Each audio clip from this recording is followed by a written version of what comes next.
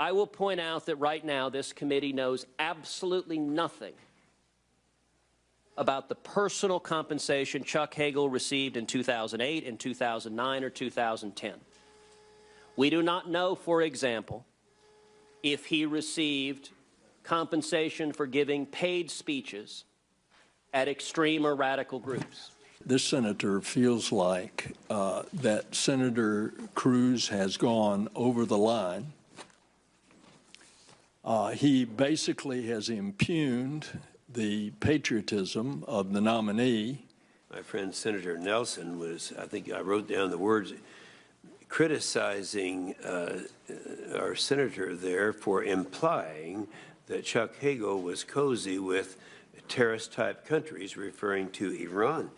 I only say, not only, I'd say he's endorsed by them. You can't get any cozier than that. Okay, nomination of Chuck Hagel's been basically an uphill battle since jump. And Hagel, he's been accused of being everything from anti-Israel to anti-gay to now cozy with Iran because they spoke well of him. Today, the fight continued. And Andrew, last night we talked about this. We thought, hey, they got the 60 votes, he'll get through, but this thing was ugly. Not so fast. Yeah, well, Senate Republicans today blocked a vote to confirm former Senator Chuck Hagel as the Secretary of Defense. This was another filibuster move, and they were not able to get past the 60-vote threshold on the filibuster, arguing the Democrats were trying to rush a choice that they needed more time to consider. Final vote today was 58-40 for Republicans voting to end the debate and go to a final vote, and one Democrat, Harry Reid, for procedural reasons, voting no. Hagel fell just short of that to cut off the debate and move to the final vote. Republicans said they intended to allow a vote when the Senate returns from a break in 10 days. Democrats have vowed to hold another vote when the Senate returns from recess. Harry Reid has now set that vote for February 26th. Rich. I'll talk about the Republican perspective on this in a second. But, Richard, just to be clear, you got to look long and hard in American history that a cabinet member, we're not talking about a judge here, a cabinet member can't even get an up and down vote.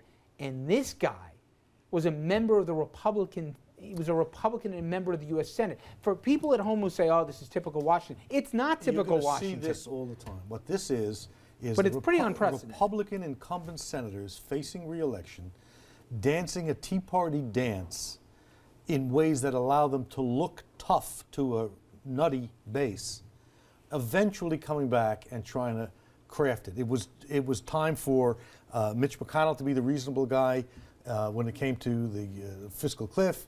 Now McCain is going to be the guy. Remember, they were only one vote short of getting cloture. Harry Reid would have been the 59th vote. So in the end, John McCain can say, I stopped the consideration.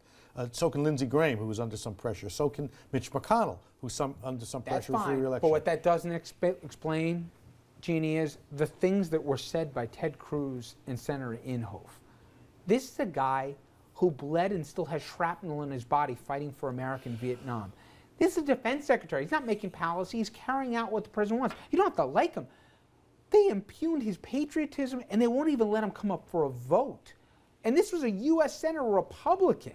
I mean, what's going on here? Well, I think this is very telling that it's coming, 2 days after the State of the Union, which in my mind was Barack Obama's last big chance to rally the troops together and to get Congress to move. His next State of the Union, Andrew's shaking his head, his next State of the Union is going to be all about the midterm. He's got to get through that sequester, and this to me is very telling about what we're going to see for the next 3 years of his administration, 4 years of his administration. I don't feel Are you blaming Obama for Ted Cruz calling a guy? No, I'm saying I think this is telling.